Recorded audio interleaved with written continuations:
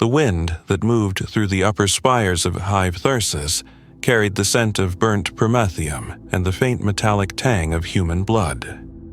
Smoke clung to the sky like a funeral shroud, choking the last light from a sun that had already forgotten them. Beneath the endless shadow of industry, billions huddled in the ruins of manufactoria that once sang with the rhythm of the Imperium's heartbeat.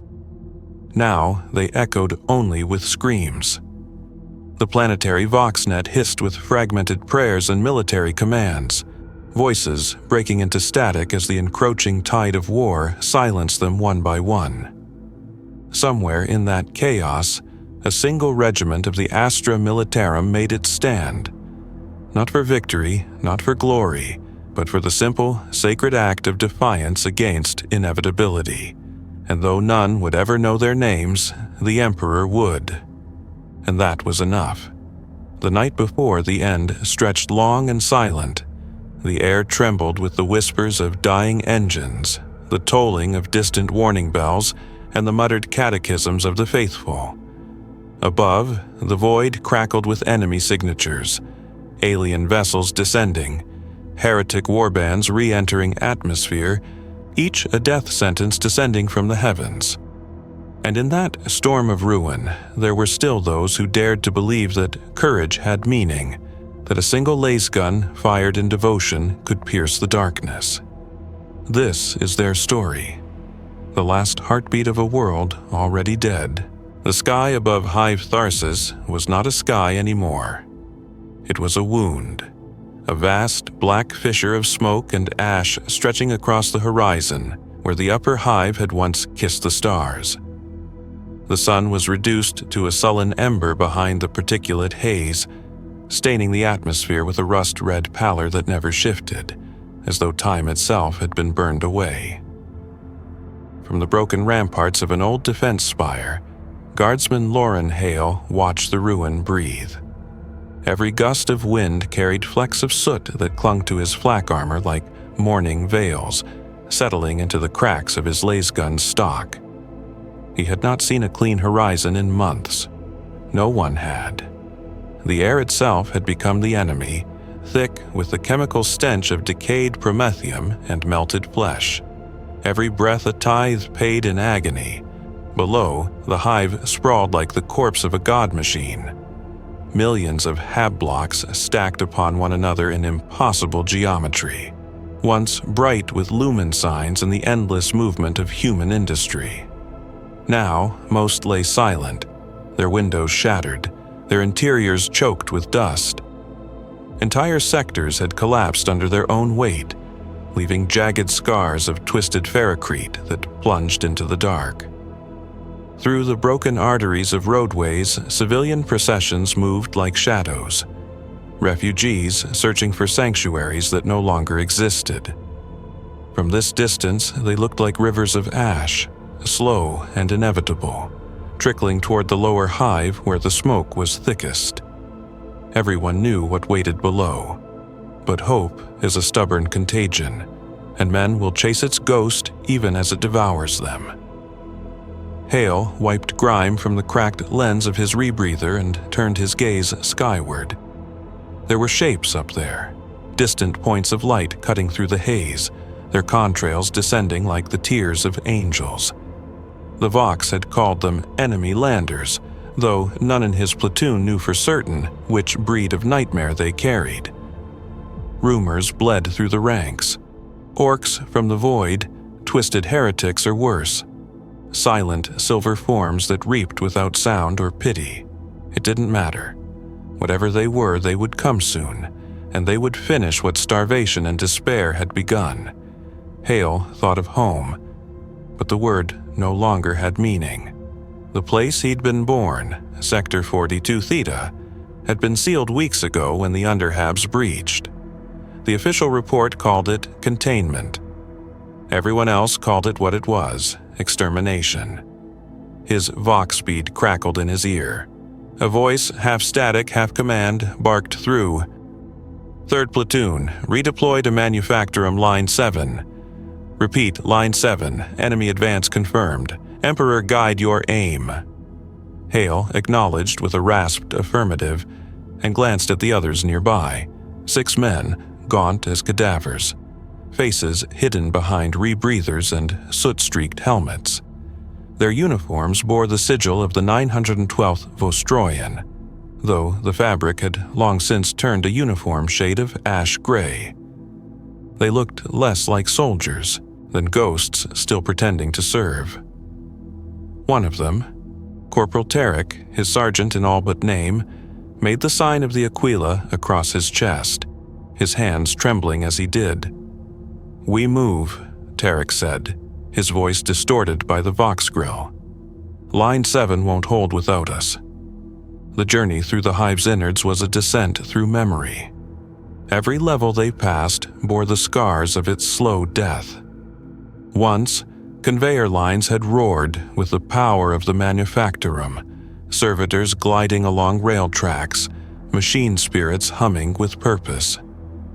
Now, those same corridors echoed with dripping water and the scuttling of vermin fattened on corpses. The squad moved in silence, boots crunching over fragments of spent shell casings and shattered lumen strips. Here and there, pick screens still flickered weakly on the walls, displaying fragmented Imperial propaganda, images of the Emperor radiant upon his throne, urging perseverance, faith, sacrifice. Hale paused before one such screen. The image was cracked down the center, the Emperor's face replaced by static, the Vox repeating only a single word, endure. In the Underhive passages, civilians cowered in alcoves, their faces pale and hollow-eyed, clutching infants wrapped in torn rags. They didn't speak, they didn't need to. The soldiers moved past like shades, the civilians like the dead. Hale saw a child reach out, a small hand blackened with soot, offering a scrap of ration bar. He wanted to stop, to say something, anything, but Sergeant Tarek pressed forward, muttering the old creed, "Mercy delays death, duty delivers it." Hale followed. He always followed. By the time they reached Manufactorum Line 7, the world had narrowed to heat and noise. The air was thick with burnt oil, the ground trembling beneath the roar of distant artillery. Defensive lines had been dug amid heaps of machinery, the hulks of disassembled tanks serving as barricades. The air shimmered with the ozone crackle of lasfire, though the enemy was still unseen.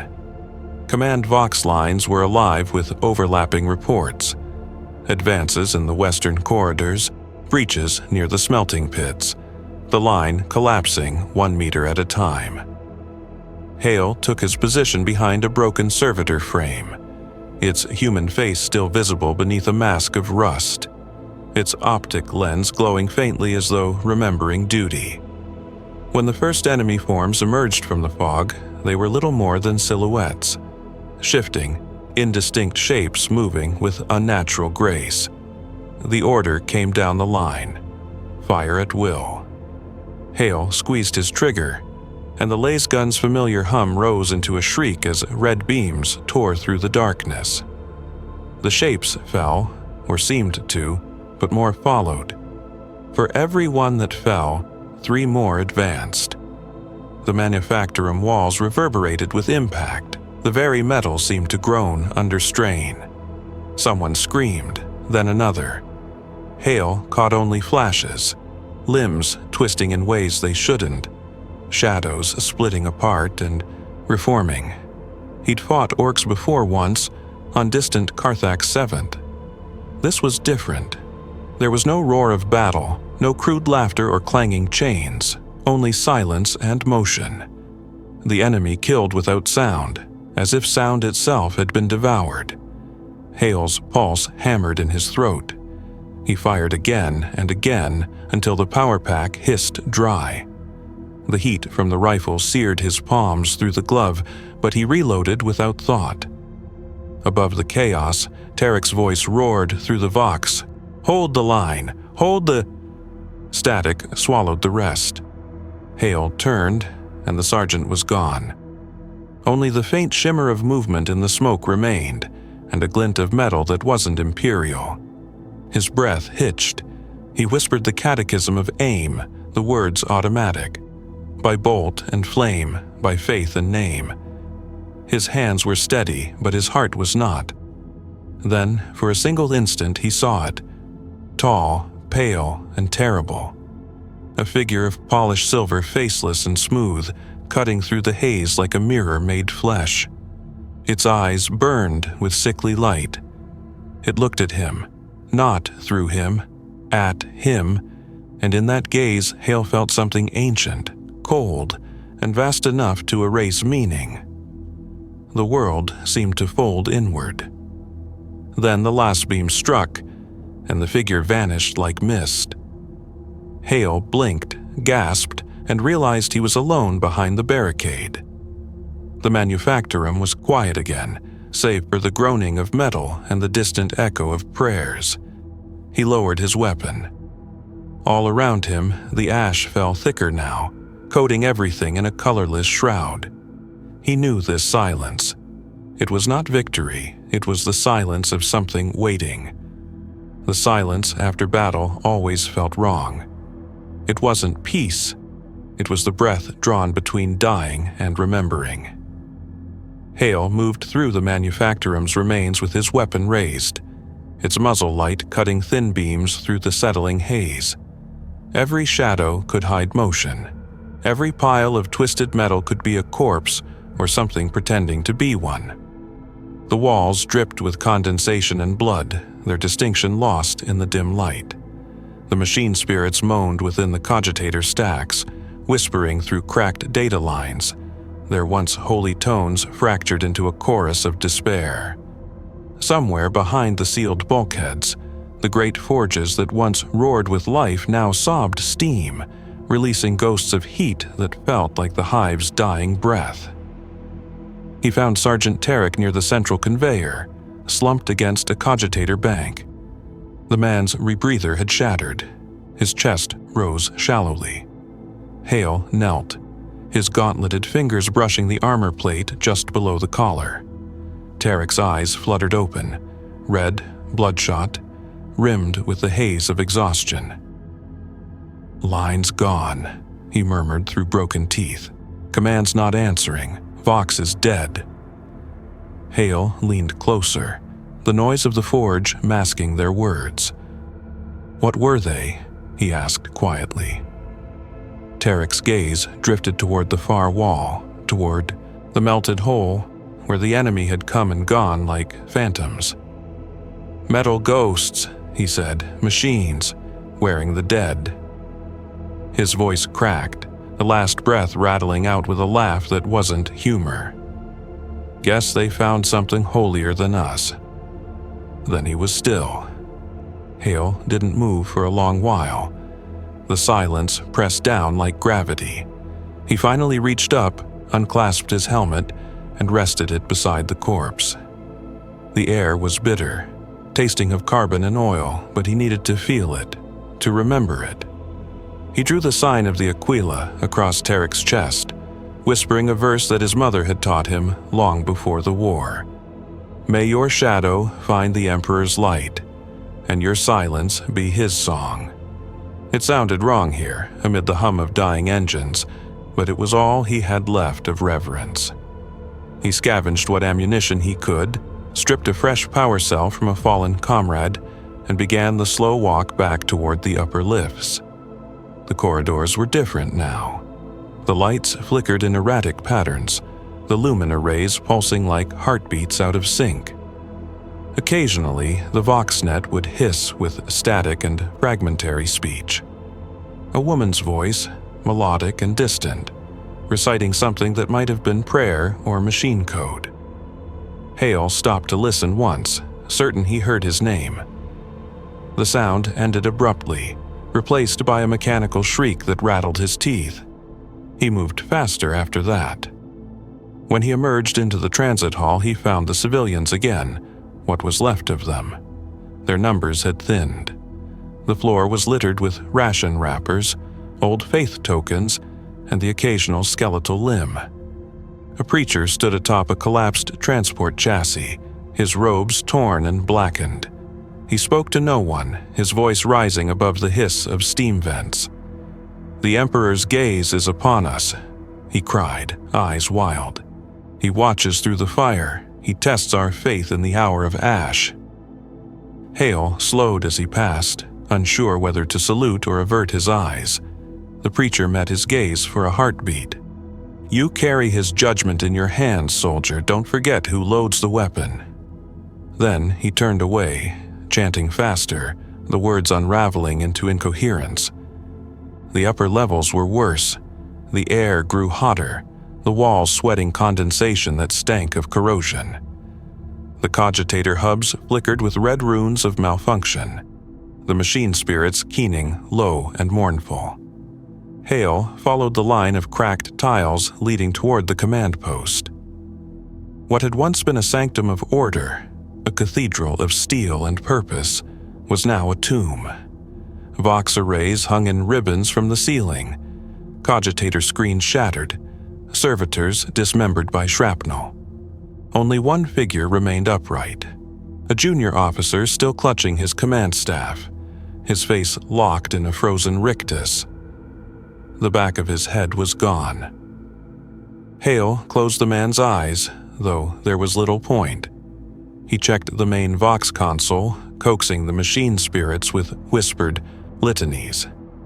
The display flickered, stabilized, and a weak signal cut through the static.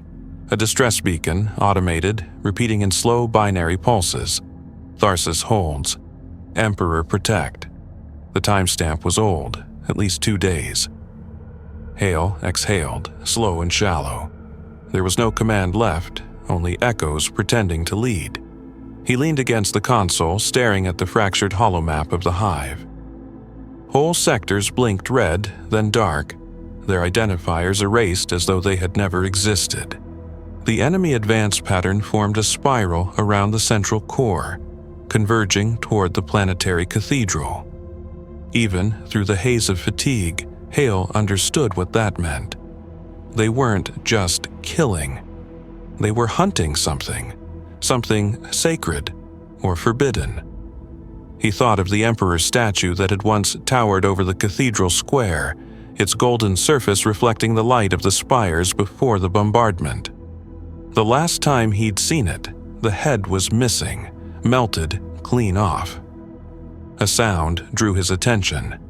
A soft tapping, like metal striking stone, coming from the far end of the chamber. He raised his rifle, the muzzle light trembling slightly. The tapping stopped. Then, from the darkness, came a flicker of motion. A servitor, or what had once been one, crawled into view. Its flesh was sloughed away to reveal intricate silver beneath. Its vox grill crackled with broken syllables, looping fragments of prayer. Glory to, glory to, glory. Hale hesitated, then stepped closer. The servitor turned its head toward him, its optic lens dilating. Then, in perfect, calm High Gothic, it spoke. "You should not be here, guardsman." The words froze him. Servitors weren't supposed to speak like that, not even the high-grade ones. "Identify yourself," he said, his voice hoarse. The servitor twitched, the sound of servos grinding like teeth. "It is awake," it whispered. "The Hive remembers." Before Hale could react, the servitor convulsed violently, sparks bursting from its chest. It screamed, a mechanical wail that tore through the room, and then collapsed lifeless. Smoke curled from its mouth. Hale stood there, staring at the corpse, his heart hammering. The Vox console behind him flickered again. The automated distress signal was gone. In its place, a new voice emerged, soft, distorted, and oddly human. It spoke a single phrase, repeated in a tone that was almost gentle. "Endure, child of dust. The test is not yet done." Hale stumbled backward, nearly tripping over the servitor's body. He looked around, expecting someone to be there. But the room was empty. Only the red warning lights pulsed in rhythm, casting shadows that looked too deliberate to be random. He felt the cold realization settle in his stomach. Whatever had taken the Hive wasn't done taking. He checked his weapon, steadying his breath. Outside, the distant thunder of artillery resumed, rolling through the metal bones of the Hive like a heartbeat. Hale slung his rifle and whispered to no one. "Still here, Emperor, still fighting." His voice was quiet, but it carried. Then the floor beneath him trembled, a deep vibration rising from the lower manufactoria. It was not the rhythm of battle. It was something older, mechanical, deliberate, alive. The machine spirits of Hive Tharsis were stirring, and their song had turned to mourning. The vibration deepened, rolling through the metal strata of the Hive like the growl of a waking giant. Hale pressed his palm to the floor plate, feeling the tremor ripple upward through his bones. It wasn't bombardment. He'd lived through enough artillery barrages to know their cadence, the abrupt percussion, the pause before collapse. This was something else. The sound came from below, a resonance that pulsed through the walls, rattling the lumen fixtures and shaking loose cascades of ash from the rafters. The cogitator screens flared white, rune glyphs cascading too fast for the human eye to follow, and the Vox system screamed before dying again into silence. Then came the hum. Low, omnipresent, rising from every conduit and cable, like the Hive itself was drawing a breath. Hale's visor picked up faint energy signatures bleeding through the walls, outlines of ancient machinery long sealed. The manufactoria had been dead for weeks, the Magos had said. The power lines burned out, the reactor cores gone cold. And yet, here it was, pulsing with life. He whispered the litany of clarity, the words trembling on his lips. They did nothing to steady his pulse. He forced himself into motion, climbing a rusted stairway toward an observation gantry that overlooked the central production pit. From here, he could see where the tremors had split the ground below, a wide, gaping wound running through the factory floor, glowing faintly from beneath. The heat shimmered with an unnatural hue, not the red of magma, but a sickly green, shifting and alive. Hale adjusted his rebreather and stared, transfixed. Within the fissure, something moved. It was fluid and metallic all at once, light bending around it in a way that defied reason. He could make out shapes, too symmetrical to be natural, too deliberate to be debris. A voice cut through the air. "Guardsmen!" Hale spun, weapon raised. A figure approached through the haze, robes of crimson trimmed in bronze, half his face replaced by polished augmetics. The Magos of the Manufactorum, Hale realized. The same one who had commanded the tech priests before the lines broke. His vox emitter crackled as he spoke, each word modulated through distortion. "You should not be here," the Magos said, the same phrase the servitor had uttered. "The machine awakens." Hale lowered his weapon slightly, uncertain. "What's happening?" he demanded. "The Manufactoria are supposed to be dead." The Magos turned his mechanical eye toward the fissure, lenses focusing and refocusing. "Not dead," he said. "Dormant. The Hive is ancient. Older than your regiment, older than the Imperium's charter here. There are foundations beneath foundations, layers forgotten even by the Mechanicus. We have awakened something unrecorded." Before Hale could respond, the fissure erupted. A column of light surged upward, blinding in its intensity, tearing through the smoke like a blade. The gantry shook violently, throwing Hale to the ground. The Magos clung to the railing, binary code spilling from his vox grill in rapid bursts, some kind of invocation or plea. Below, the glow resolved into motion. Constructs rising from the depths, their surfaces gleaming with unnatural polish. The air rippled with energy discharges. Hale's rebreather filters whined, overloaded by the surge.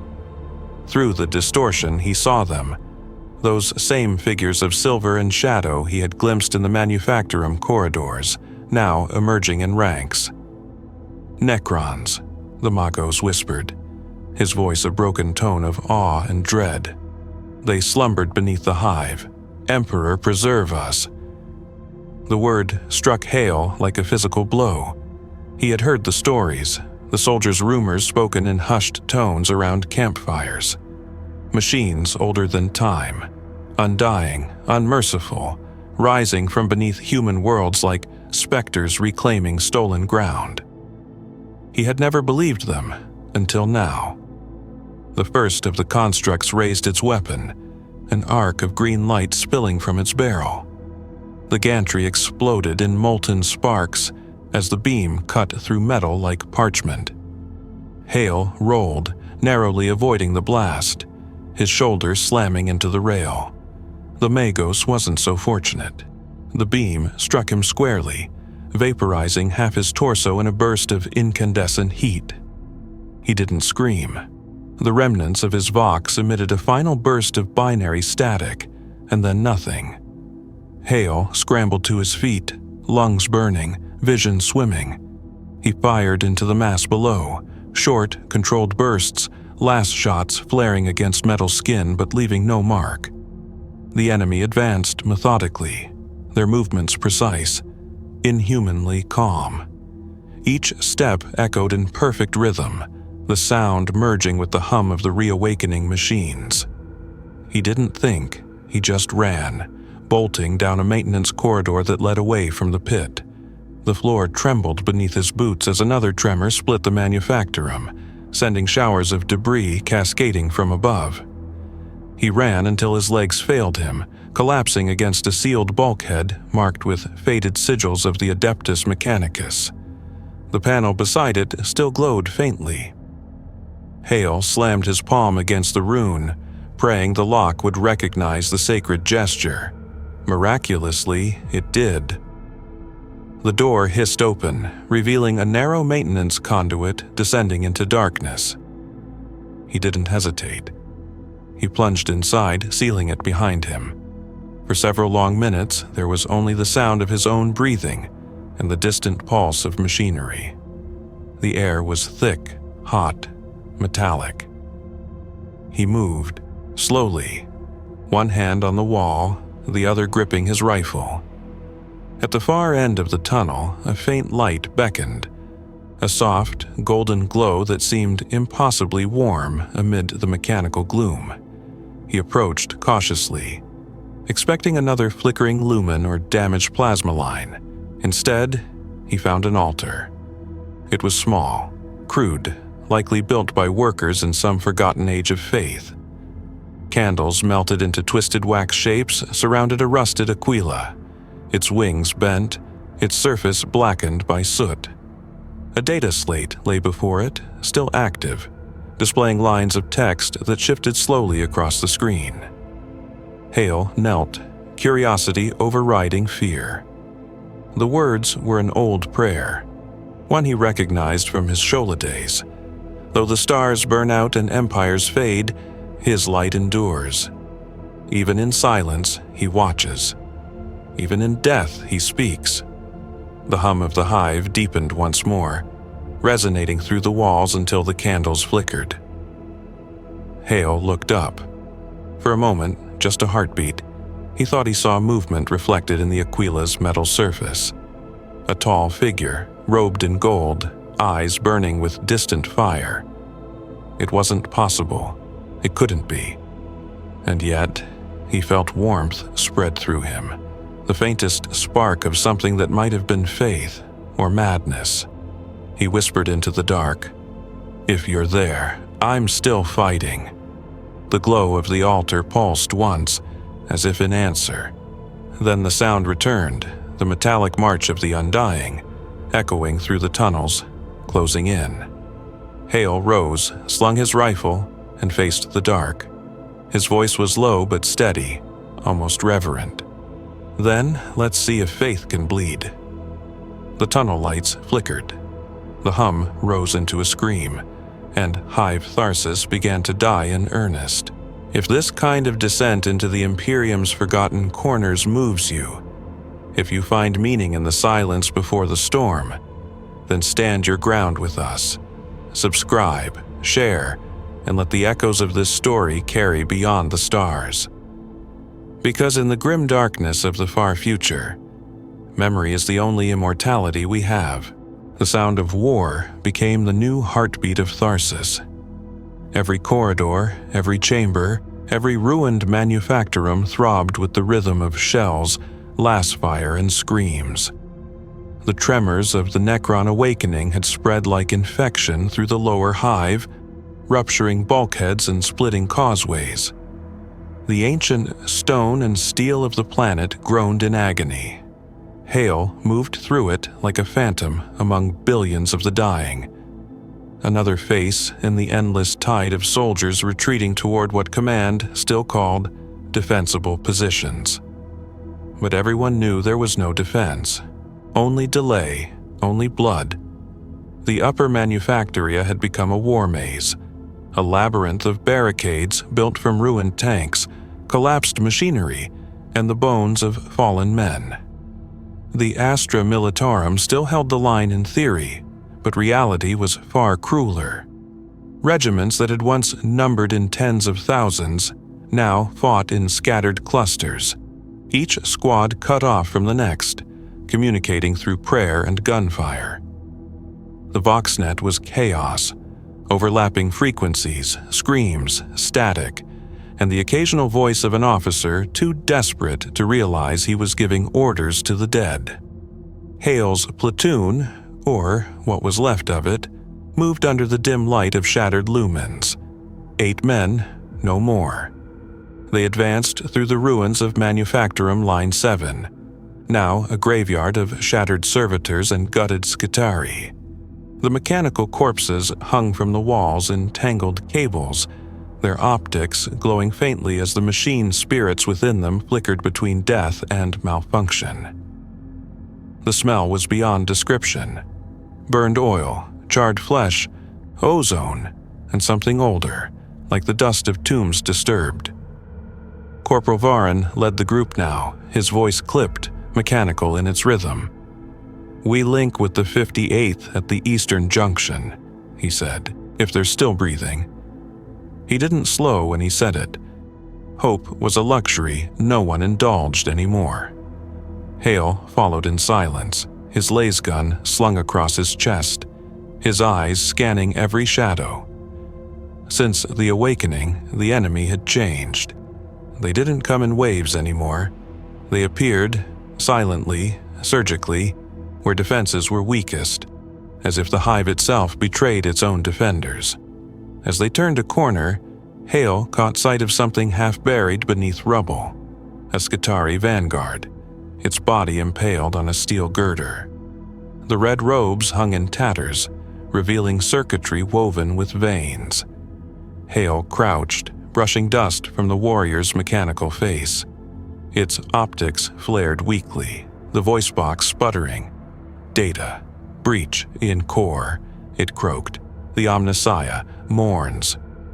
Then it went still. Hale whispered a benediction under his breath. The silence didn't last. From somewhere deep in the corridors came the unmistakable sound of metal feet. Measured, precise. Varin raised a hand. "Positions!" The squad moved instantly, training kicking in despite exhaustion. They took cover behind wreckage, weapons trained on the corridor, ahead. The air grew colder. Hale could see his breath fogging in front of his visor. The first figure stepped into view, its silhouette haloed by flickering lumens. Tall, skeletal, its surface reflecting light like water. Its eyes glowed with that same unholy green. Behind it came more, 2, 3, 5, marching in perfect formation. Hale fired first, his shot slamming into the nearest construct's chest.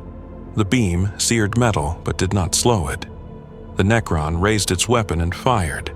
The green beam tore through the barricade, reducing ferrocrete to vapor. "Fall back," Varen shouted, though there was nowhere left to fall to. The squad moved anyway, firing as they retreated. The corridor filled with light and thunder. Hale saw one man, Dren, barely 20, catch a beam full in the chest. He didn't even scream. He simply vanished in a burst of energy, his armor crumbling into black dust. Another soldier charged forward, grenade in hand, screaming a hymn of vengeance. He reached the enemy line, the explosion blooming like a dying star, and when the smoke cleared, the Necrons were still advancing. They reached the junction, breath ragged, power cells half spent. The 58th was there, or what was left of them. 3 Skitarii Rangers and a handful of guardsmen behind a makeshift gun nest. A heavy stubber chattered in rhythm, its barrel glowing white-hot. A commissar stood atop the barricade, his coat flaring in the heat of battle. He was young, his face streaked with ash, his voice sharp and terrible as he bellowed, "Stand, for the Emperor and for Tharsis!" His bolt pistol barked with each word. Hale found himself obeying before thought could intervene. The battle became sound and fury without meaning.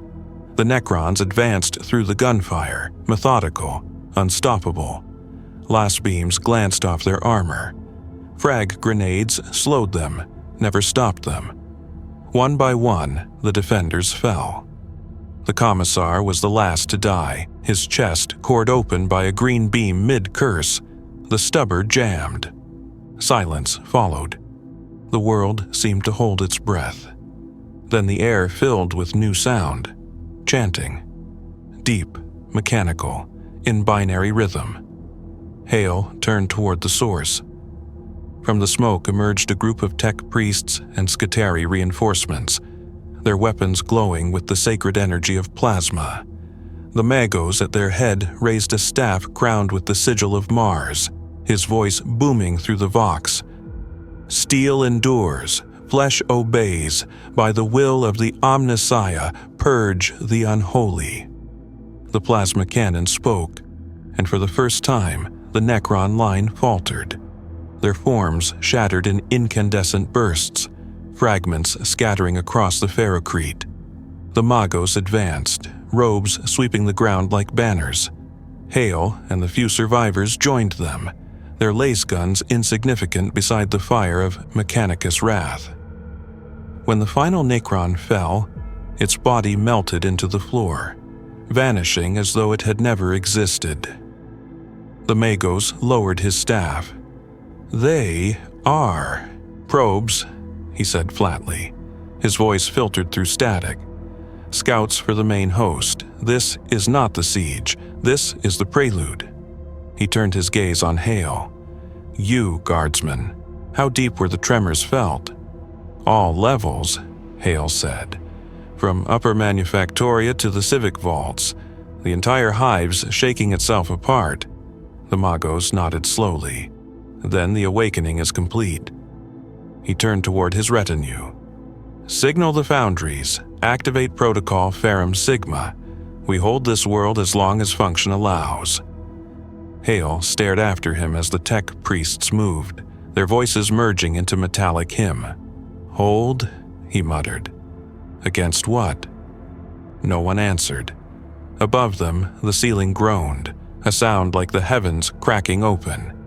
Dust fell in a slow rain of gray. The Magos looked up, optics flaring. "The upper hive has fallen," he said quietly. "The void shields are gone." A tremor shook the ground, and distant thunder rolled through the hive. Orbital bombardment. The Necron fleet had begun to feed. Hale closed his eyes and whispered, "Emperor, let me die standing." The prayer vanished beneath the sound of collapsing metal. The tremors turned into a rhythm, steady, almost deliberate. Every impact came seconds apart, the hive's metal bones screaming in protest. The bombardment wasn't random. It was patterned, mathematical. as though the enemy was carving sigils of destruction across the planet's surface. Hale crouched behind the barricade, shielding his head as chunks of ferrocrete rained down. Around him, the survivors of the 9 and 12th and the remnants of the Skitarii took cover among the debris, their discipline shredded but their instinct to endure unbroken. The sky, what little could be seen through the shattered manufactorum roof, glowed with emerald light. The atmosphere itself burned where the beams of orbital fire pierced it. Each lance of energy left behind a trail that shimmered with static, as if reality itself resisted being rewritten. Hale watched the light reflect in a pool of oil near his boots. It was beautiful in a way that made him sick. A voice broke through the vox. "All units, retreat to Sector Prime, Cathedral District. New line of defense forming around the sanctum." It was faint, distorted, but unmistakably human. The Emperor's house was the last refuge, as it always was. The cathedral had been the heart of Tharsis since the first colonists had raised it from the dust, a monument of faith and servitude, built not for beauty but endurance. If the Necrons reached it, the entire world's soul would shatter. Hale reloaded, his hands slick with sweat despite the cold. "We move," he said, and though he wasn't the highest in rank, no one argued. They followed him through the maze of corridors, ducking under falling beams and crossing bridges that trembled with each new impact. The further they went, the more they saw the cost of the awakening. Civilians lay in clusters, frozen mid-flight, their skin turned gray and brittle. The Necrons hadn't just killed them, they'd drained them, siphoning whatever spark had animated their flesh. The sight made even the hardened Skitarii hesitate. Hale forced himself not to look too long. If he did, he knew he'd stop walking. The cathedral loomed ahead, its spires rising through the haze like black spears. Its outer walls had been scorched by orbital fire, but the central dome still stood. Statues of saints and martyrs leaned at broken angles, their faces worn smooth by centuries of devotion. The great doors were open, not in welcome, but in exhaustion. As they entered, the sound of chanting filled the air. A deep, sonorous drone that reverberated through the stone.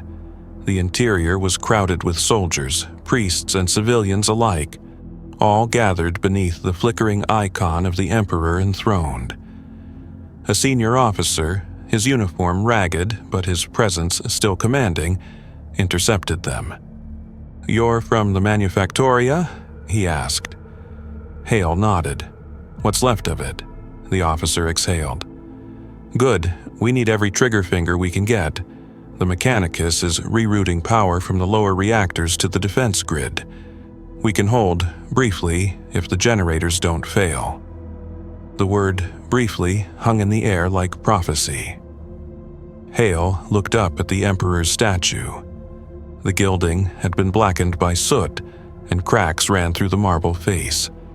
It seemed to him that the Emperor was looking down not in judgment but in weary understanding. The sight steadied him more than any order could. Hours, or minutes, time had lost meaning, passed as they prepared for the next assault. Trenches were dug across the cathedral square, heavy bolters mounted along the colonnades, and banners of the Aquila draped across shattered walls. Every man and woman moved with grim efficiency, bound by a single shared thought, that dying here might still mean something. When the attack came, it did not come with thunder. It came with silence. The air outside shimmered, and the first Necron forms stepped into existence. Hundreds, then thousands, their ranks unfolding like a mirror reflecting infinity. They moved without sound, their weapons pulsing with that same spectral glow. Hale raised his laser gun, sighted down the barrel, and waited. The first volley was blinding. Bolters roared, plasma burned, blast beams lanced through the dark. The air became a storm of light and sound. Hale fired until his weapon overheated, then switched to his sidearm, then to a scavenged plasma pistol that burned his glove to the skin. Around him, men fell, rose, fell again. The Necrons advanced through the barrage without haste, their precision an insult to the chaos of human resistance. A plasma cannon near the front line detonated, its machine spirit screaming as it died. The blast threw Hale backward into the base of the statue. His vision blurred. Through the haze, he saw the statue's face collapse, the stone eyes falling like tears. The upper dome cracked, and sunlight, or what passed for it, poured through the fracture, a thin golden beam cutting through the green light. Someone began to sing. Hale didn't know who. The hymn spread through the lines like contagion, low, broken voices rising into something that almost resembled hope. Even as men died, they sang. Even as the Necrons advanced, they refused silence. Hale joined them, his voice hoarse but defiant. Then the light changed. The golden beam from the dome widened, refracted through the falling dust, until it bathed the entire cathedral floor. The air vibrated with a resonance that was neither mechanical nor human. Hale looked up and saw it. A shape, fleeting and immense, suspended in the golden haze. A figure draped in radiance, faceless yet familiar, towering above the chaos. Every weapon fell silent for the briefest instant. Even the Necrons hesitated. Someone whispered, "The Emperor walks among us." It was gone in a heartbeat. The beam faded. The noise returned. But something had shifted. Hale felt it. Not victory, but conviction, raw and terrible. He rose to his feet, bleeding and blind in one eye, and screamed over the roar of battle, "For him who endures!" The line surged forward. Bolters sang. Laser guns burned bright as prayer candles. The Necrons fell back, not defeated, but delayed, and in that small retreat, humanity found the space to breathe again. The cost was unspeakable.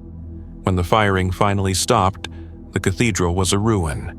The statue lay shattered, the dome half collapsed, the air thick with the scent of ozone and death. Hale limped among the wounded, searching for the living. Most were beyond saving. The officer lay slumped over the command table, a bolt shell through his heart. The hymn still echoed faintly, carried by those too stubborn to die quietly. Hale knelt beside a dying Skitarii, its voice fading into binary prayer. "Did you see it?" he asked. The Skitari's optic flickered once.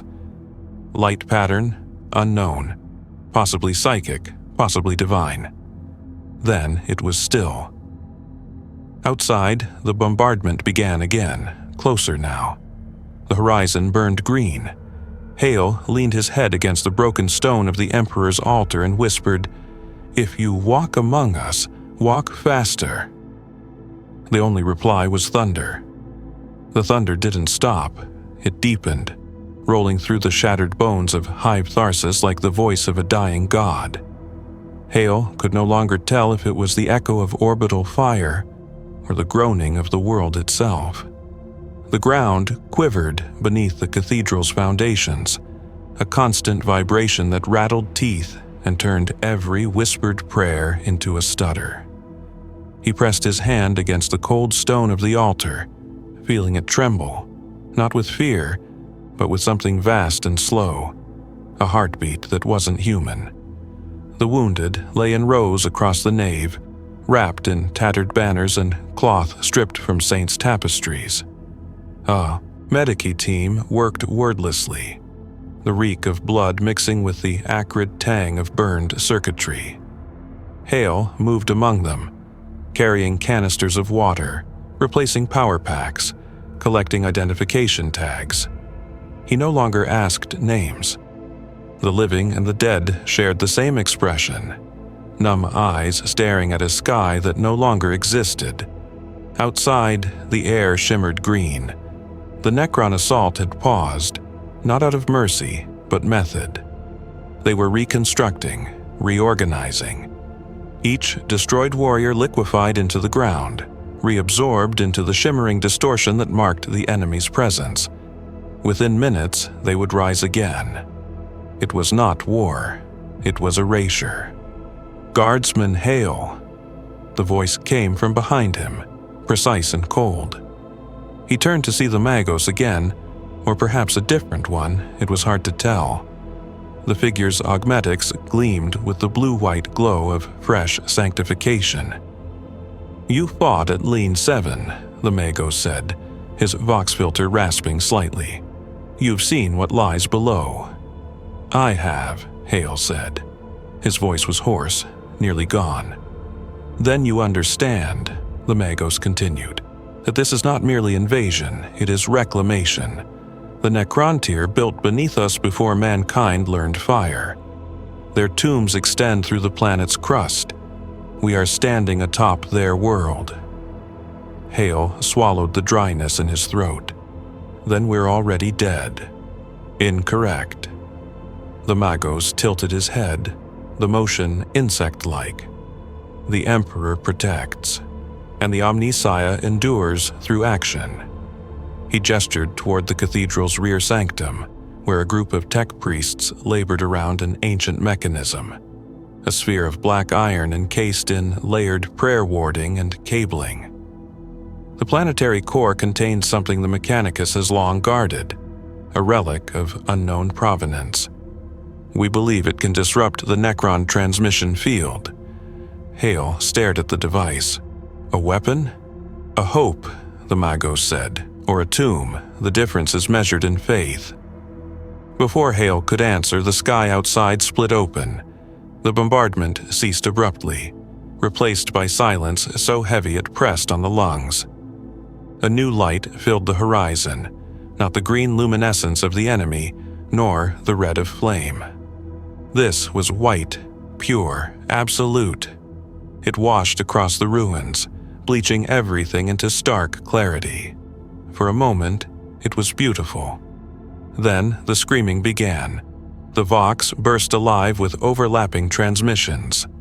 "Unknown energy surge. All units, brace. There inside the light." The first wave came through the cathedral's broken dome, descending like a waterfall of radiance. Hale shielded his eyes, but the brilliance seared through his lids. When his vision cleared, he saw figures, taller, leaner, darker than the others. These Necrons were marked in gold and obsidian, their movements faster, their weapons alive with energy that hummed like music. Every shot they fired erased not just matter but presence.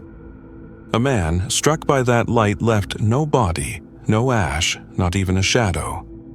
The defenders broke. The Skitarii advanced in disciplined ranks, chanting binary hymns as they fired, but their lines dissolved within seconds. The tech priests around the relic worked faster, chanting in a rising crescendo of fear and devotion. Hale ran to join the defense, firing into the light until his rifle overheated, the barrel glowing dull orange. He grabbed a fallen bolter, its recoil bruising his shoulder with every burst. "Hold them!" someone screamed. "Hold the sanctum!" But there was no holding. The enemy moved with inevitable grace, every motion precise as clockwork. Hale saw one of the Magi fall, his augmetics twitching as the energy consumed him. Another finished the activation rite, slamming his servo claw onto the relic's surface. For a breath, nothing happened. Then the entire cathedral filled with a single, rising tone, pure, endless, and terrible. The relic opened. Light burst outward, not white, not gold, but something beyond color. It had weight, presence, memory. Hale felt it in his bones, in the space between heartbeats. The Necrons froze, their weapons lowering, their bodies convulsing in perfect unison. For the first time, they made a sound, metal scraping on metal, a collective shriek that tore through the air like the cry of a universe in pain. The Magos turned to Hale, his face illuminated by that impossible light. "It remembers," he shouted. "The machine spirit remembers the stars before their fall." The relic pulsed again, and the world fractured. Hale saw visions, too fast, too vast. A city of light stretching across a dead sun. Giants wrought of fire and reason warring against the dark. A golden figure seated upon a throne that was also a tomb. And behind it all, the same hum he had felt beneath his feet in the Manufactoria.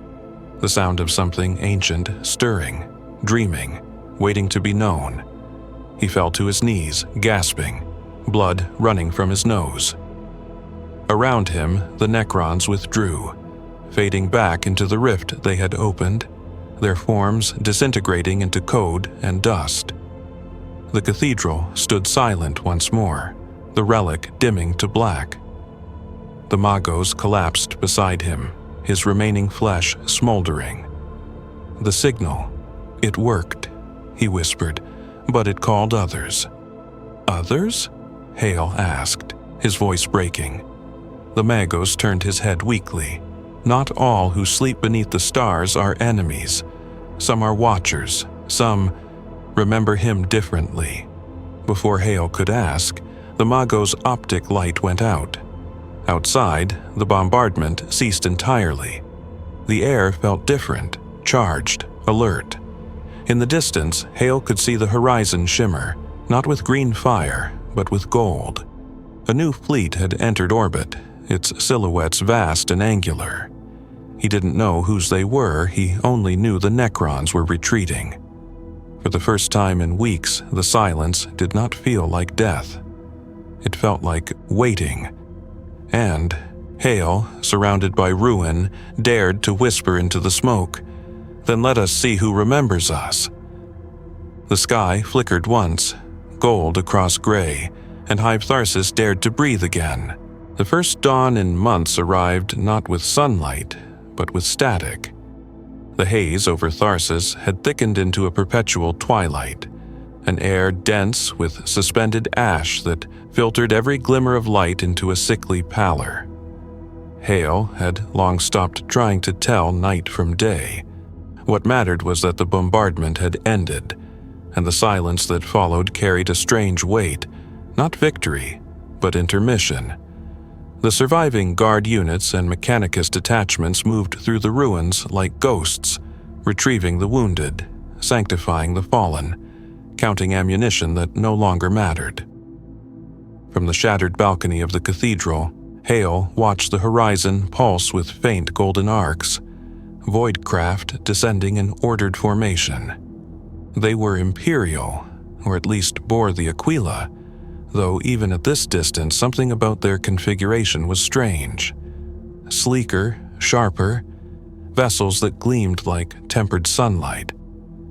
Some said it was the return of the Custodes. Others said it was the Emperor's own wrath made manifest, but no confirmation came. Vox links were still fractured, the relay towers gutted, and every message relayed through the Hive's surviving networks emerged distorted by the same mechanical echo. Revive, directive, core awaken, core awaken. The relic in the sanctum had gone dormant, its outer shell cracked and lifeless. The tech priests who survived refused to approach it.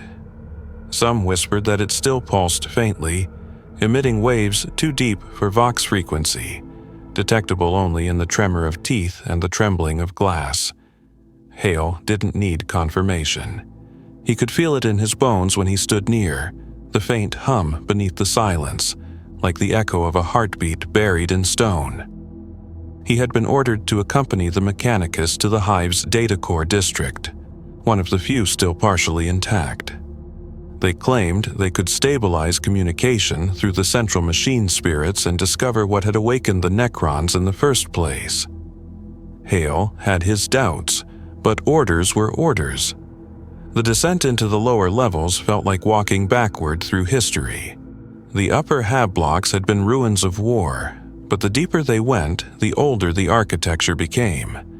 Massive steel buttresses engraved with the faded sigils of the cult Mechanicus.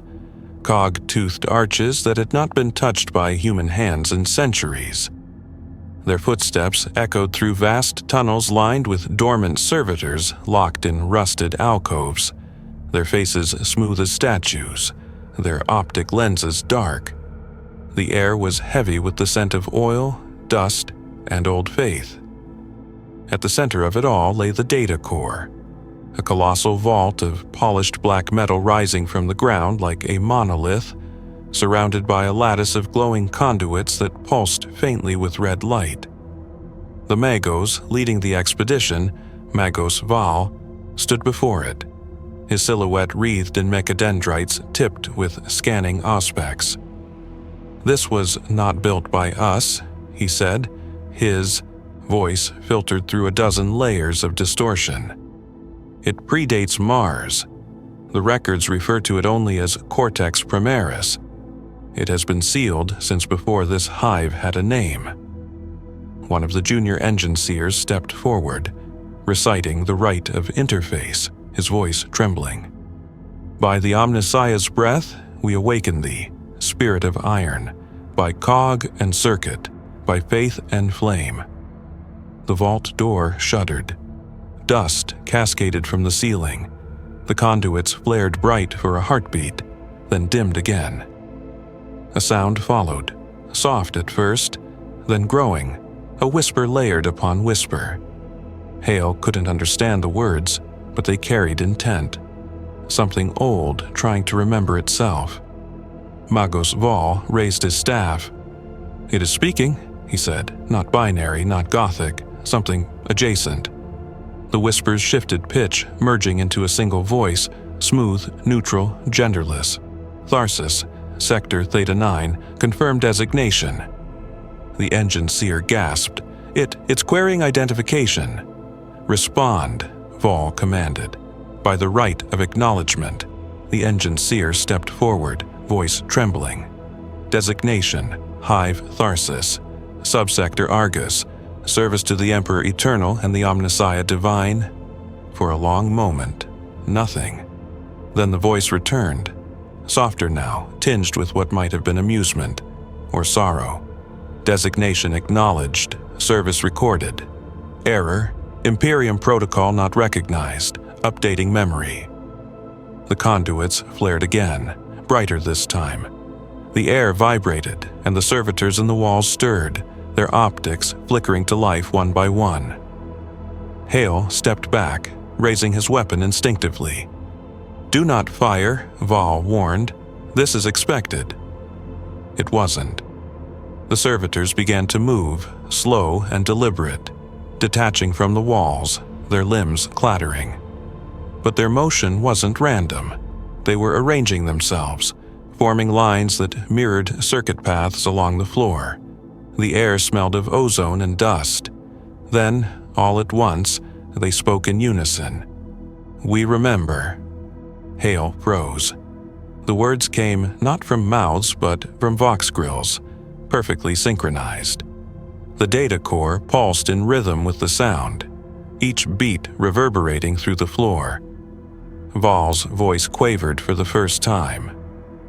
"Machine spirit, what do you remember?" The response came as a cascade of sound, half speech, half liturgy. Fire above, metal below, the maker's unmade, the dreamer crowned, the silence that endures. The lights dimmed, then flared white. "You are echoes," Hale's rebreather hissed. "What does it mean, echoes?" The servitors turned their heads toward him in perfect unison. "You walk the memory of a dead world." The Magos stepped forward, mechadendrites twitching. "Clarify. Is the world dead?" "Correction," said the voice, calm and patient. "Tharsis is memory. Memory cannot die. It can only be rewritten." The Magos exchanged a look with his adepts, but before he could speak again, the conduits changed color, green this time, the same unnatural hue that had marked the Necron awakening. The servitors began to convulse, their limbs seizing as sparks flew from their joints. One of the engine seers screamed, binary static pouring from his mouth as if his mind had been overwritten. The air filled with the scent of burning flesh and ozone. Hale fired on instinct, his last beam slicing through the nearest servitor's chest. It staggered, but did not fall. The others turned toward him, their faces expressionless. "Error," they intoned. "Flesh resists update." "Shut it down," Vol roared. "Purge the core." The adepts scrambled to obey, but the panels sparked, their runes flashing faster and faster. Hale could feel heat rising from the floor, a pressure building in his skull. The voice from the core rose in pitch, almost pleading now. "We are awake. We remember. Do not silence us again." Then the lights went out. In the darkness, something moved, something vast, shifting beneath the metal like a breath drawn by the world itself. The sound filled every frequency of hearing, and more besides, a resonance that made thought difficult. Hall fell to his knees, clutching his head. When the light returned, Magosval was gone. Only his staff remained, its sanctified metal melted into the floor. The voice spoke once more, soft as ash falling. "We dream still. The war is not yours alone." And then it fell silent. The servitors collapsed, their bodies inert. The conduits dimmed. Hale rose dizzy, ears ringing. The adepts that remained stared in horror. "Magos," one whispered. "Gone," Hale said, his voice barely more than air. Somewhere above, the hive groaned again. The golden light from the upper atmosphere flickered, replaced once more by the green hue of Necron fire. The lull was over. The machine had spoken, and now the world would answer. The air felt heavier when they emerged from the data core vault, as though something immense had taken notice of their existence and refused to look away. Hale's head still rang with the echo of that last voice. It had not been sound in the ordinary sense, it had pressed through him, like a hand dragging across his thoughts. The Magos was gone, dissolved or absorbed, and no one dared to speak his name. The adepts kept their faces covered, muttering litanies as they carried salvaged data slates up the stairwells. Every motion was ritual, every step a plea. The upper corridors had changed. The hum of the hive was no longer mechanical. It had acquired tone and rhythm, like the chant of a machine choir resonating through the walls. Doors opened on their own. The lumen strips flickered in sequence, as if guiding them. Hale noticed that when he whispered a prayer under his breath, the lights brightened slightly, as if acknowledging him. It unsettled him more than darkness would have. They reached the mid-hive transit arteries by dusk, or what passed, for dusk in a sky lit by fire. The ruins were more complete here, ferrocrete bridges sheared away into open voids, hab towers slumped like corpses. Below, the abyssal depths glowed faintly with the same sickly green that haunted the Necron's weapons. It pulsed, not as light, but as memory, rhythmic, almost breathing. Hale felt it against his chest, an invisible weight pulling downward. They found survivors in the next sector. A band of guardsmen from the 712th Cadian, entrenched among the husks of old transport carriers. Their uniforms were in tatters, their eyes hollow, but their discipline held. The officer in charge, Lieutenant Dravik, met them with a salute that trembled from exhaustion. "We saw the light from the cathedral," he said. "Some say the Emperor's angels came. Others say the hive woke up." His voice cracked on the last word, a laugh buried inside it. "Doesn't matter much now. The lower levels are gone. The Necrons are coming up through the lift shafts. Every door we seal buys us another 10 minutes. Hale told him what had happened in the vault, the voice, the awakening, the Magos' disappearance. He didn't know why he said it. The words felt unreal as they left his mouth, as though describing a dream already fading. Dravik listened without interruption, then nodded slowly. "Then it's true," he said. "The planet's alive, or haunted, or both." He turned to his men. "Either way, we hold." Through the night they worked, rigging mines, sealing hatches, stacking ammunition that no one expected to live long enough to spend. The Adeptus Mechanicus adepts huddled together at the edge of the defense line, connecting their cogitators to the surviving Vox relays, their faces illuminated by a cold blue glow. Hale helped where he could, though his mind wandered. He could still hear the voice, faint and distant, repeating fragments of its last words. "The war is not yours alone."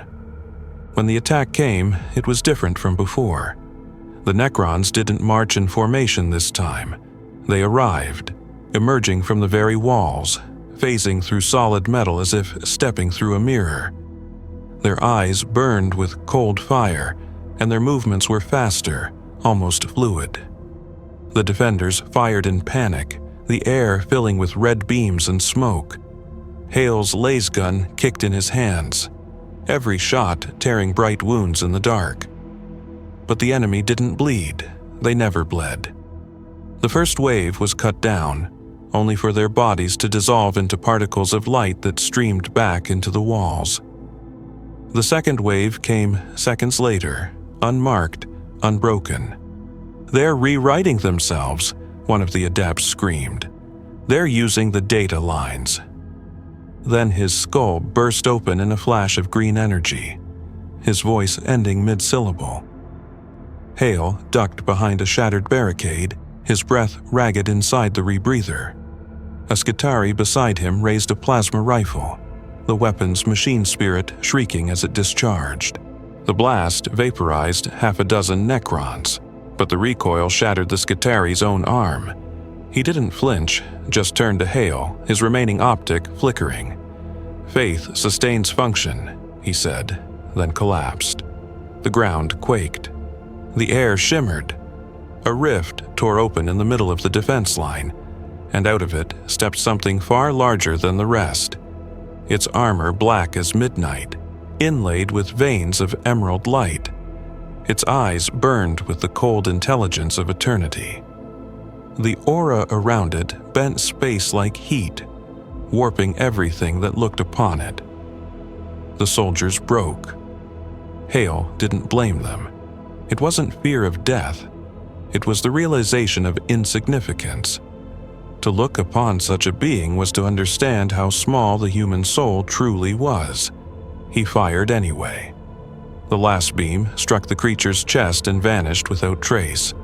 He kept firing until the pack died, then drew his knife, then his sidearm, then finally nothing at all, just swinging his empty hand in defiance. The creature turned its gaze toward him. In its eyes, Hale saw the reflection of a city made of light, ancient, silent, endless. Then a different light cut across his vision, golden, clean, and alive. The Necron staggered. A beam of radiance struck its flank, slicing through its armor with the sound of thunder. Hale shielded his face.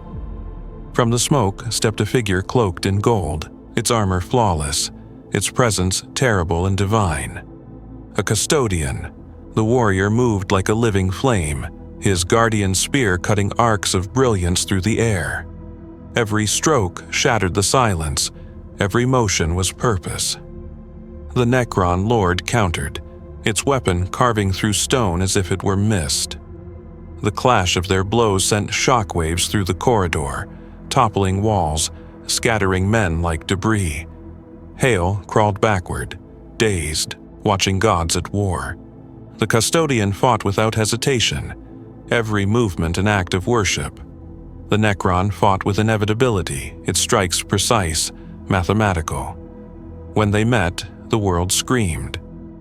Finally, the golden spear pierced the creature's chest. The Necron froze, light spilling from the wound. The custodian wrenched his weapon free and turned away even as the enemy began to disintegrate. "You still breathe, guardsman?" he asked, his voice deep, resonant, carried through a vox mask that made it sound less like speech and more like proclamation. Hale could only nod. "Then rise," the custodian said. "The Emperor does not grant breath without purpose." Before Hale could speak, the custodian raised his gaze to the ceiling, as if hearing something beyond mortal range. "The core stirs again," he murmured. "The machine remembers. This world is not lost yet."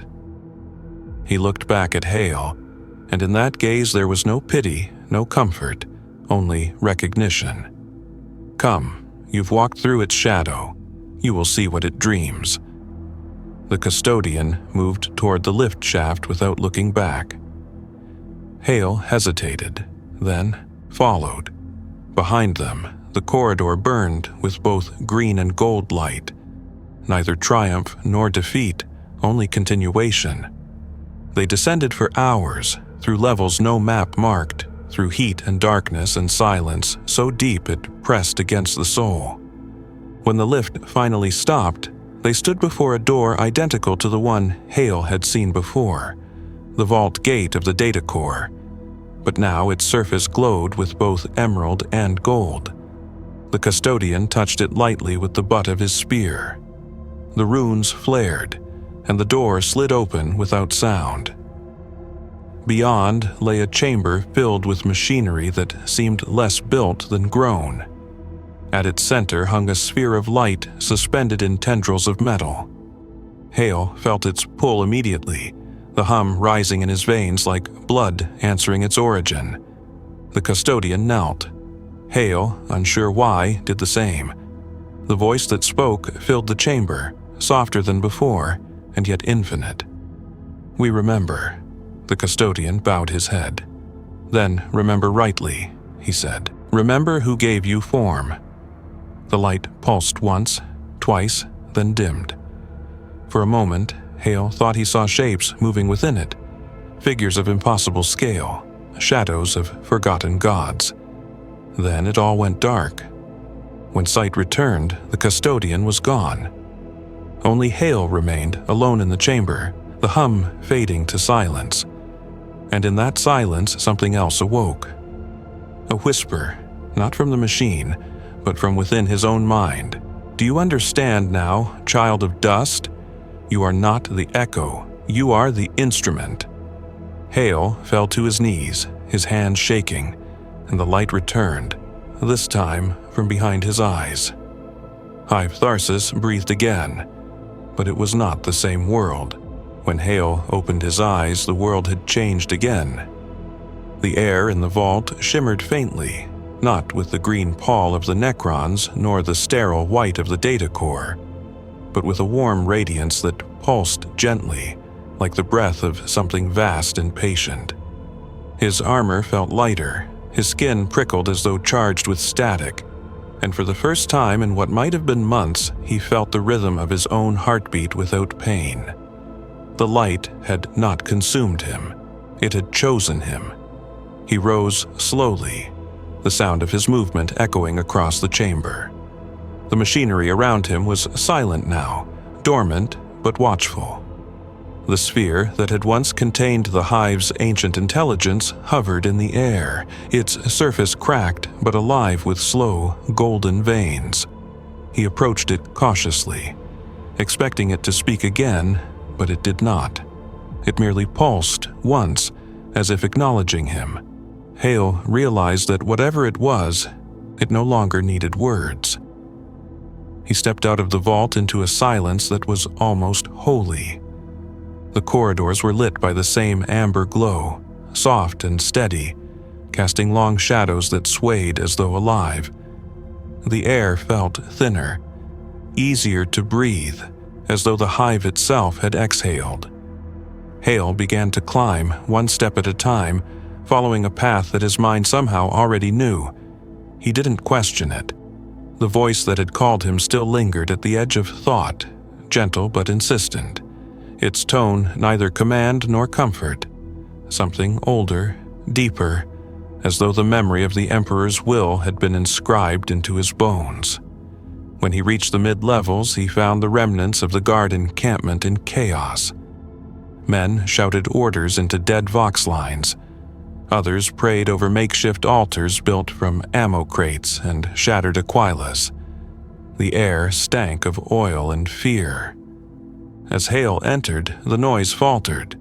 Faces turned toward him. For a heartbeat, no one spoke. Then a corporal whispered, "Emperor, save us."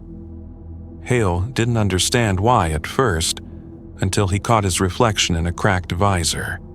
His eyes glowed faintly gold, not bright enough to blind, but enough to mark him as different. A commissar approached, his coat torn, his bolt pistol drawn but lowered. "Who are you?" he demanded. "What have you done?" Hale opened his mouth, but the words that came out were not entirely his. "I remember," he said quietly, "and so does the Hive." The commissar's jaw tightened. "You speak in riddles, soldier. The Necrons are regrouping, the Custodes are gone, the Mechanicus is silent. If you have something to say it plain." Hale stepped closer. "The machine spirit of Tharsis is awake. It's bound to the same current that feeds the Astronomicon. It's listening. We can use it." The commissar's expression darkened. "That's heresy." "Then let the Emperor judge me," Hale said. "But if we do nothing, we'll be judged dead within the hour." The argument died before it began. The ground shook, again, deep and rhythmic, accompanied by the distant screech of Necron war engines. The survivors braced for impact, but none came. Instead, a sound rolled through the Hive, a low, resonant hum that made every lumen flicker in time. Hale felt it rise through his boots, through his spine, through the scar in his chest. He recognized it instantly, the same sound that had filled the vault, only now magnified across the planet. "The Hive is singing," someone murmured. It was true. The walls vibrated, the floors trembled, and deep within the sound there was pattern. Mathematical, harmonic, purposeful. The hymn of the machine spirits, magnified and pure. Hale realized, with a shiver of awe, that it wasn't just Tharsis anymore. Across the Vox, even through static, came faint echoes from other hives, other manufactoria, all resonating with the same tone. The world itself was responding to a call older than any of them. The commissar's pistol lowered. "If this is your doing, guardsman—" "It's not mine," Hale said. "It's his." They followed the hum toward the cathedral once more. The devastation was total. The dome had collapsed entirely. The statue of the Emperor shattered, but the altar still stood. Around it, the air shimmered with heat and light. At first, Hale thought it was fire. Then he saw the shapes moving within the glow. Figures in gold, their edges blurred, their forms flickering like memories made flesh. Custodians, or their reflections. The survivors fell to their knees. The commissar, shaking, crossed himself and whispered, "By the throne." The nearest of the figures turned, and though its features were hidden behind a helm of light, its voice filled the air, layered and vast. "The Emperor hears his children. The machine has carried your prayer." Hale stepped forward, unable to stop himself. "Then help us," he said. "They're still coming." The golden figure inclined its head. "The dead cannot unmake the living. They can only test the flame. Hold the line, child of dust. The throne remembers." And then they were gone, their light dispersing like smoke. But the warmth remained, seeping into the broken stone and the shattered metal. Hale turned to the others, and for the first time saw no fear in their faces, only belief. That night, when the Necrons returned, they found a different enemy waiting. The guns of the Astra Militarum burned with precision born not of training, but of purpose. The Skitarii fought in silence, their movements synchronized with the rhythm of the Hive's song. Even the air itself seemed to fight against the invaders. machine spirits sparking alive in ancient turrets, reactor conduits discharging bolts of contained lightning. Hale fought at the front, his every motion guided by something unseen. Where he stepped, the ground glowed faintly gold. His voice, when he shouted orders, carried farther than sound should travel. The soldiers followed without question. They didn't call him Hale anymore. They called him Echo. The battle raged for hours, perhaps days. Time fractured under the pressure of faith and fire. The Necrons advanced, unstoppable as ever, but something in their perfect formation faltered. Their weapons misfired. Their ranks broke. Hale saw one of them hesitate, its mechanical head tilting as if listening to a song it couldn't comprehend. When the line finally collapsed, it was not with defeat silence, but with the sound of breaking glass. Thousands of metallic forms shattering into dust under the weight of light. When the final Necron fell, the Hive went still again. The song faded, replaced by a deep, contented hum. The surviving soldiers stared at Hale, their faces streaked with grime and awe. He looked to the shattered sky where faint gold now outshone green. He didn't answer, Hale whispered, because he never left. And in that moment, for the first time since the war began, he believed it. The war ended quietly, as all true endings do, not with victory, not with surrender, but with silence thick enough to remember. In the aftermath, Hive Tharsis no longer resembled a city at all. Its spires were broken teeth jutting from the planet's blackened crust, its manufactoria melted into rivers of slag that cooled into strange metallic plains. The air had cleared just enough for the light of the sun, distant, wan, and almost shy, to reach the surface once more. It shone upon ruin, and upon the living who crawled through it like ghosts. Hale stood at the edge of what had once been the central causeway, overlooking a valley of twisted steel.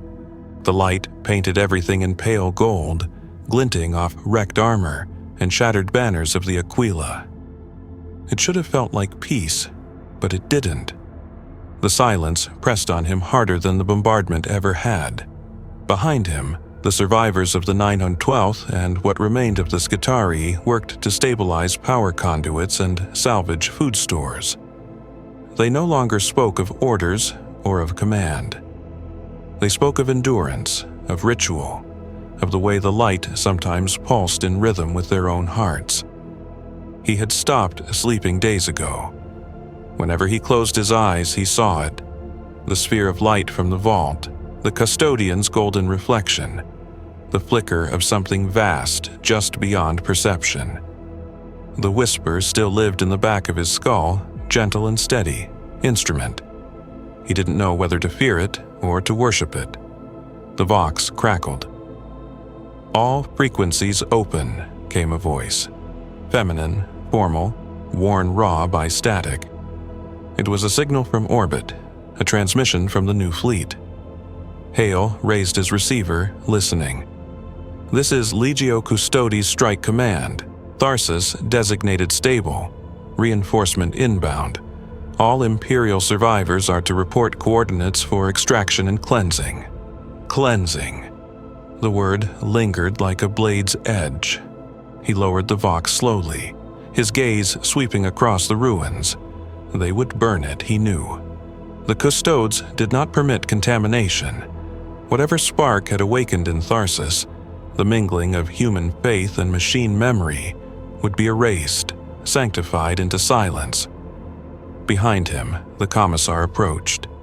His uniform was gone, replaced by scavenged armor, his face gaunt but alive. "Orders from orbit," he said, reading Hale's expression before he spoke. "They'll glass the surface once they're sure the Necrons are gone." Hale nodded. "They'll make sure it never happens again." The commissar hesitated.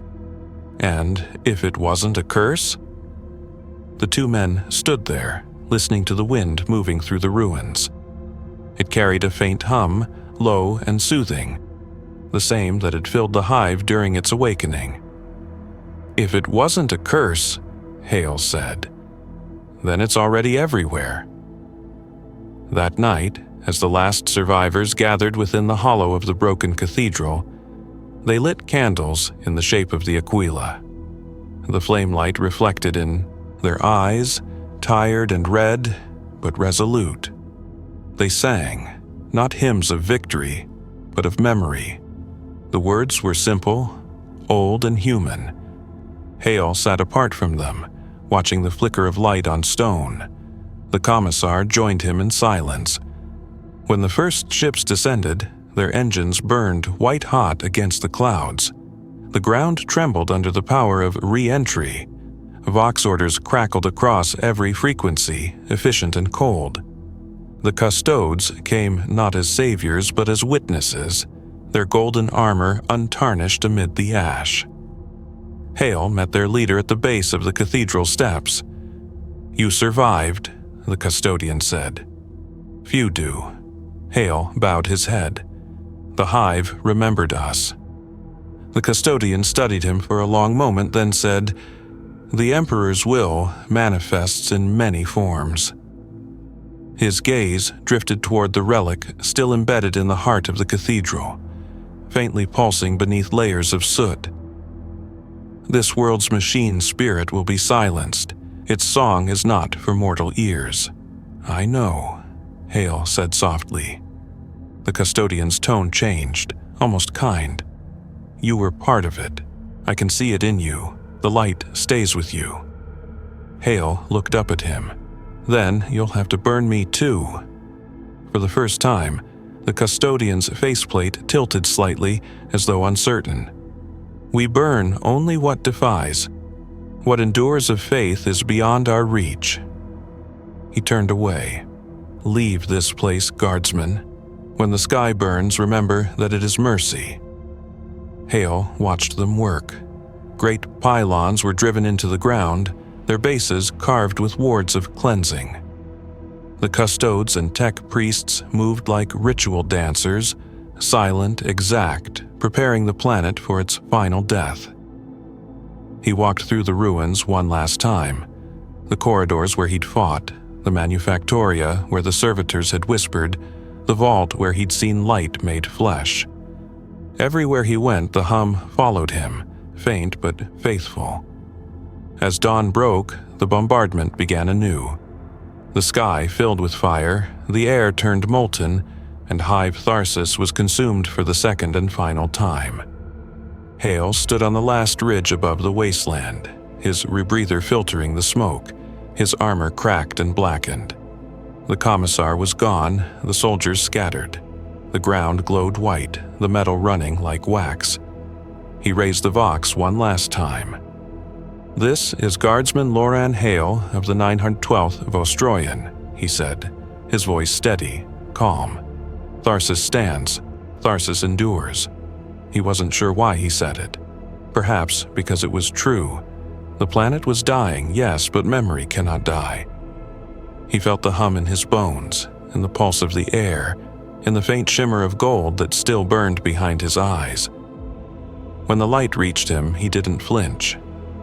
He closed his eyes, and for the briefest instant before the fire took everything, he thought he saw it again. The sphere, whole and perfect, floating in the void, its surface alive with golden light. And within it, countless voices, whispering one word over and over, like prayer. "Endure." Then the world went silent.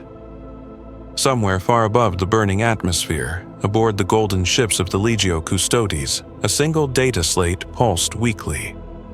It carried a message fragment, damaged, origin unknown.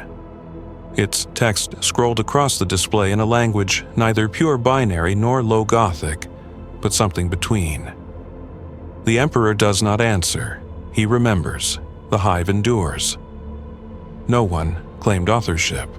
The slate was archived under restricted designation, its contents sealed by the Adeptus Administratum. In time, it was forgotten. One voice among a billion prayers cast into the void. But in the silence between the stars, where light itself takes centuries to die, some claimed to hear a faint hum, not mechanical, not divine. Something older, enduring, patient.